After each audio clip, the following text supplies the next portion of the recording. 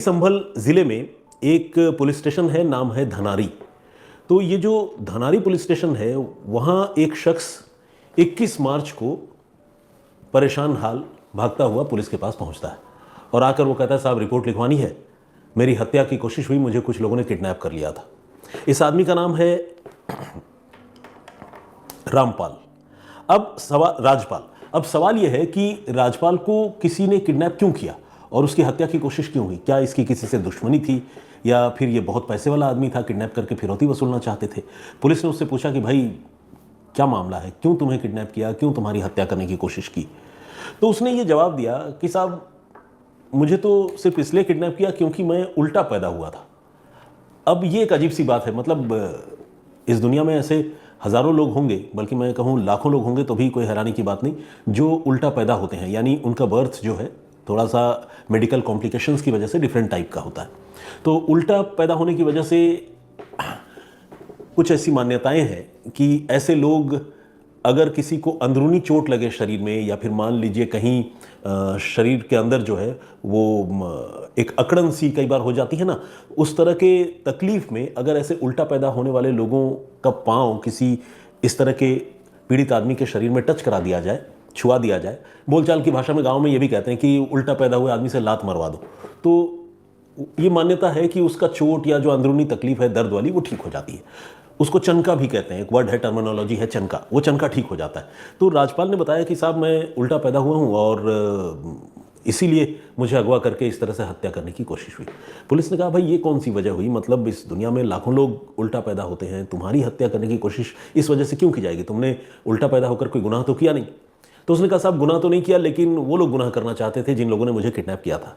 Police ने कहा ठीक है, पूरी बात तफसील से बताओ, हम समझना चाहते हैं क्या मामला है। फिर वो ये बताता है कि उसके गांव में 2 लड़के आए थे और इन लड़कों का ताल्लुक जो है वो बुलंदशहर में एक जगह है नरौरा, वहाँ से था।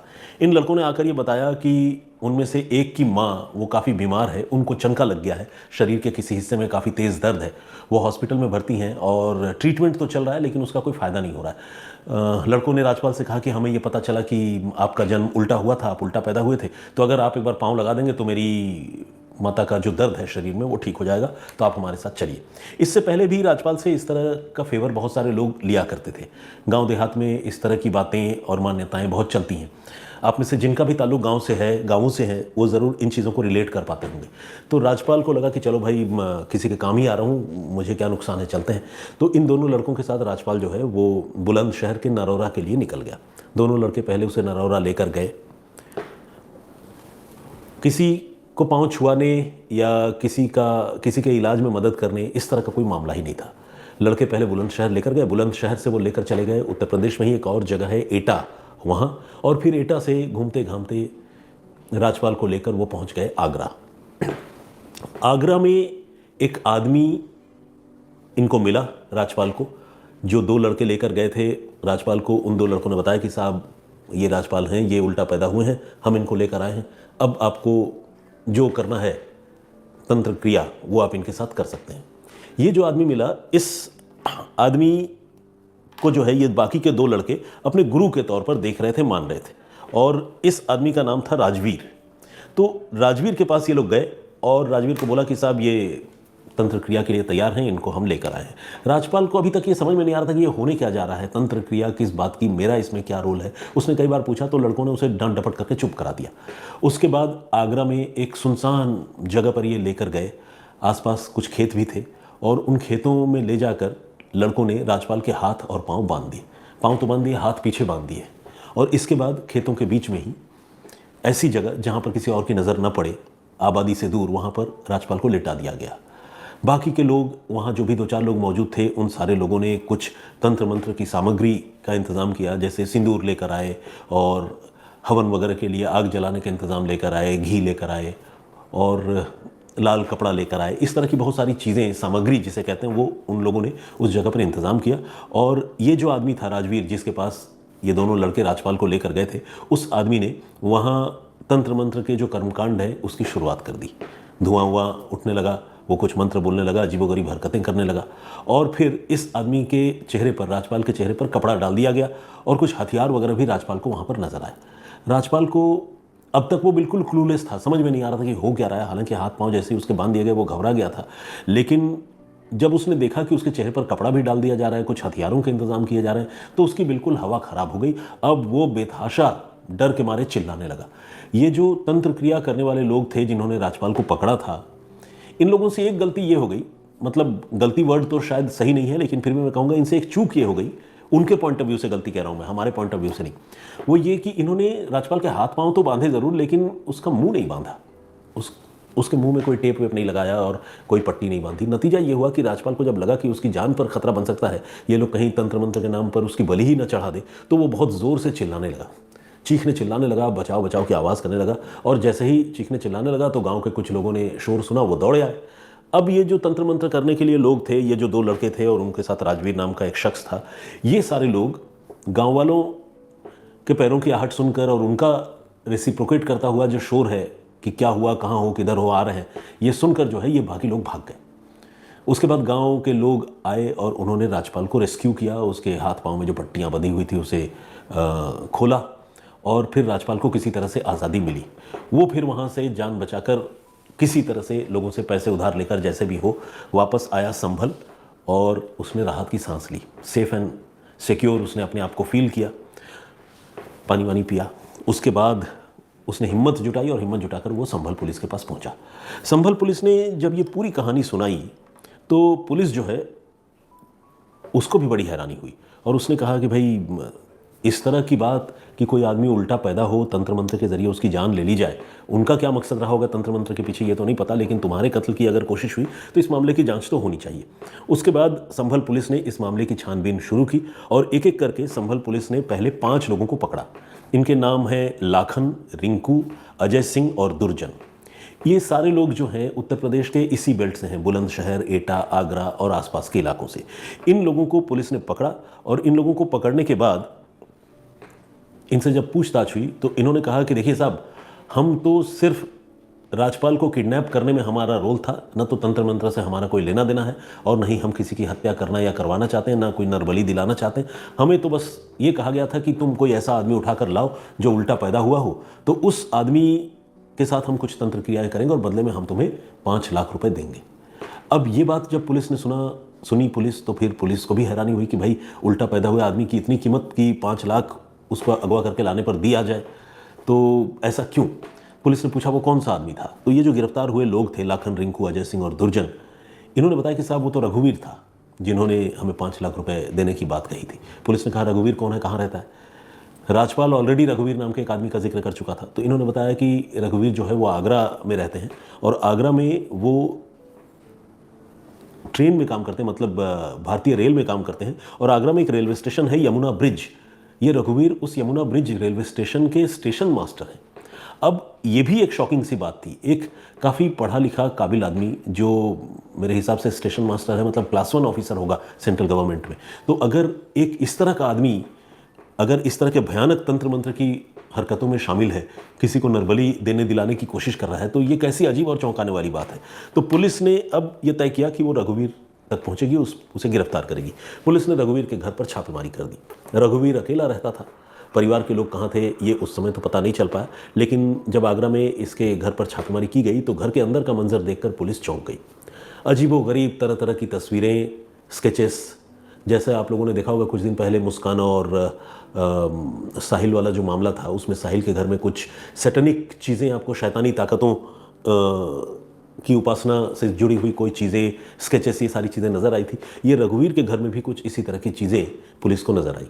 रघुवीर से पुलिस ने पूछा कि भाई आप तो स्टेशन मास्टर हैं, पढ़े लिखे हैं, ये कैसा तंत्र मंत्र का जाल आपने फैला रखा है और राजपाल नाम के आदमी को अगवा करके आप उसको बलि देने जा रहे थे? तो रघुवीर ने बलि की बात से तो साफ इनकार कर दिया। अगर वो नरबली देने की प्लानिंग होती भी तो जाहिर है जब पुलिस पूछेगी तो कोई भी ये बात तो कहेगा नहीं कि हाँ मैं कत्ल करने वाला था, तो उसने बलि की बात से साफ इनकार कर दिया। लेकिन पुलिस ने कहा फिर ये सब आप कर क्यों रहे थे, तंत्र मंत्र वगैरह? तो उसने कहा देखिए मुझे बस इतना पता है कि अगर हम कुछ तांत्रिक क्रियाएं करें तो उस तांत्रिक क्रिया से नोटों की बारिश हो सकती है, जिसे हम धन वर्षा कहते हैं।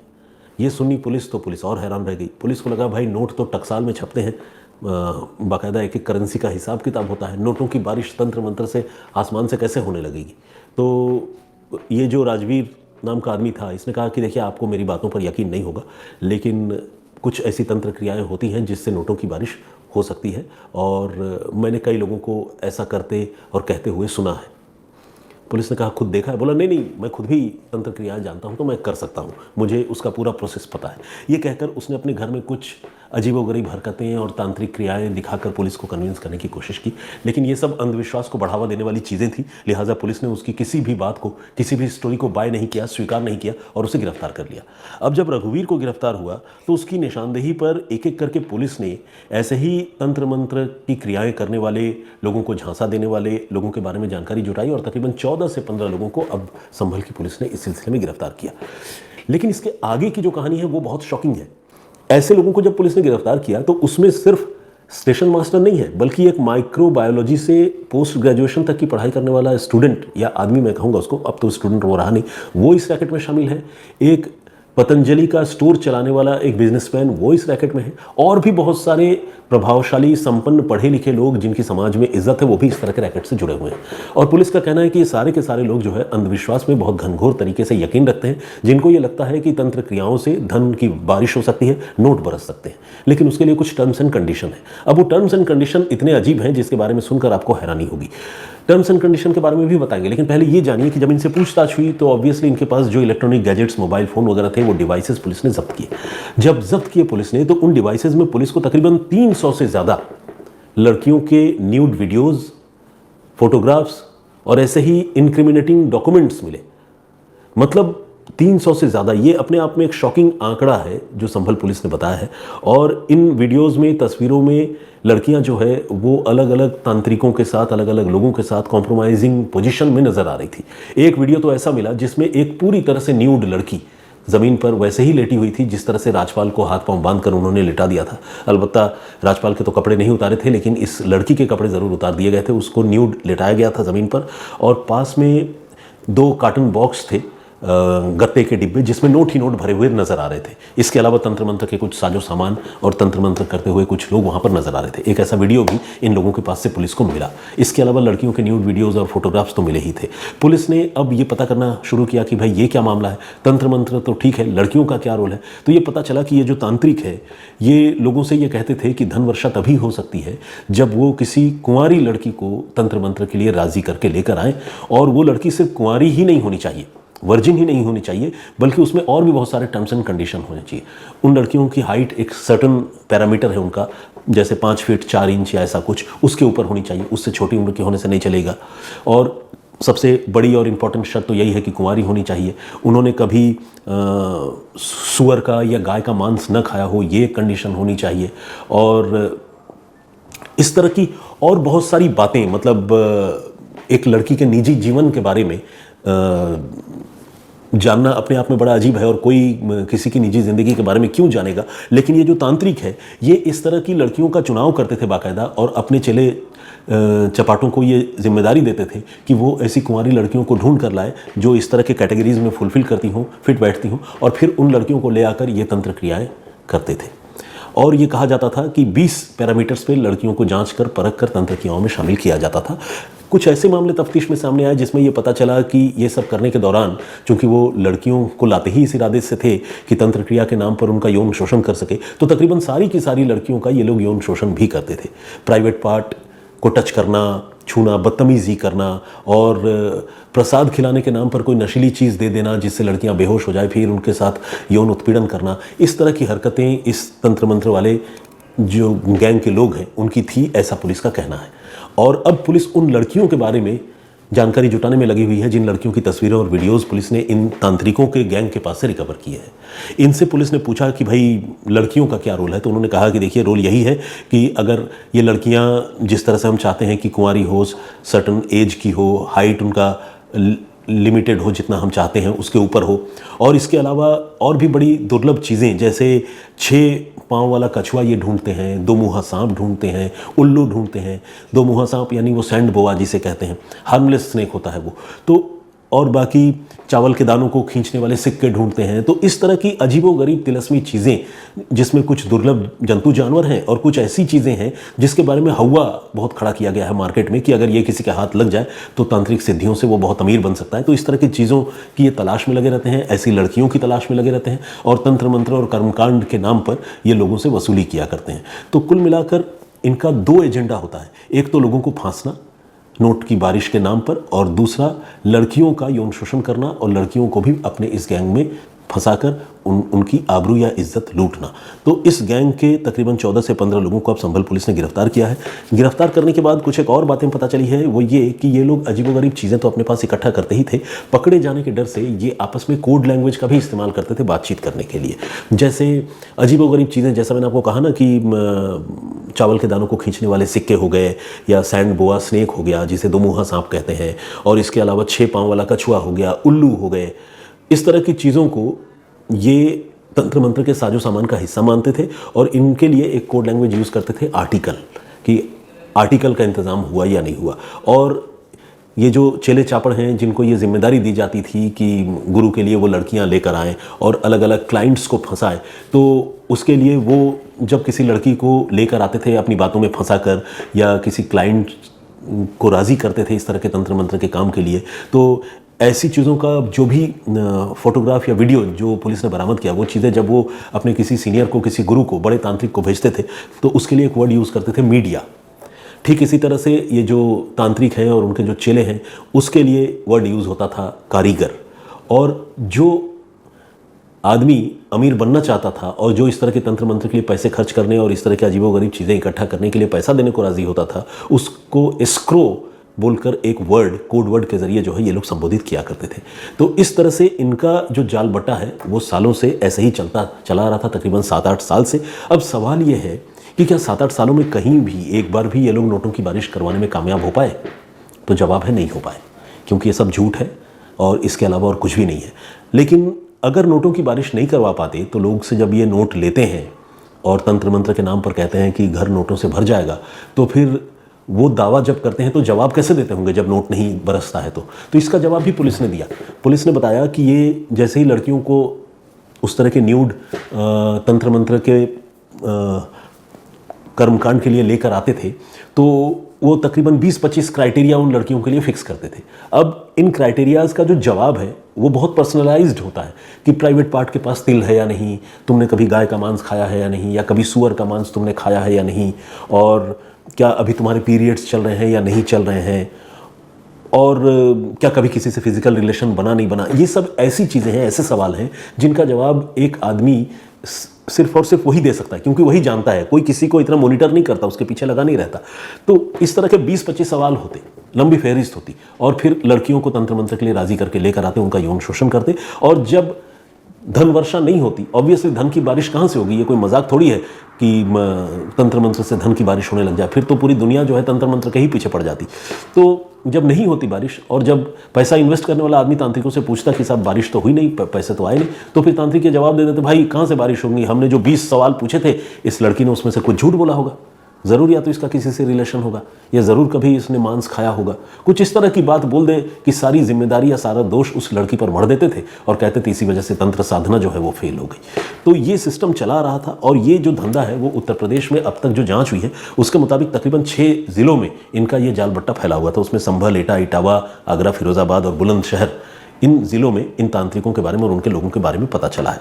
तो खैर पुलिस ने अब इस रैकेट को गिरफ्तार कर लिया है, लेकिन ऐसे लोग गांव-गांव में बहुत मिलते हैं जो तरह तरह की झूठी कहानियां सुनाकर तंत्र मंत्र के नाम पर लोगों को उल्लू बनाते हैं। इनका भी काम यही था, नोटों की बारिश कराने के नाम पर ये लोगों से पहले पैसे ठगते थे, पैसे लूटते थे, और फिर इसी बहाने कुछ लड़कियों को भी ल्यूर करके, बहला फुसला करके तंत्र क्रिया और पूजा के लिए राजी करके ले आया जाता था और उनका यौन शोषण करते थे। यही सिलसिला सालों साल चला रहा था, लेकिन अब इनका भांडा फूट चुका है। तो ये थी पूरी कहानी। इस पूरे कहानी में कोई भी हत्या जैसी बात नहीं है, लेकिन लड़कियों का और खासकर माइनर गर्ल्स के भी यौन शोषण की आशंका है, रेप की आशंका है। तो अपने आप में बहुत हीनियस क्राइम ये भी है। और इसके अलावा जो ठगी वाली बात है, लोगों को लूटने वाली बात है, वो तो अपनी जगह है ही। तंत्र मंत्र और अंधविश्वास फैलाना वो भी कानून की नज़र में जुर्म है। तो देखा जाए तो कत्ल तो नहीं है, लेकिन इसके अलावा और कई संगीन जुर्म इस गैंग के लोगों ने किए हैं, और इस गैंग के तकरीबन 15-16 लोगों को फिलहाल यूपी पुलिस ने गिरफ्तार कर लिया है। तो आज के लिए इतना ही।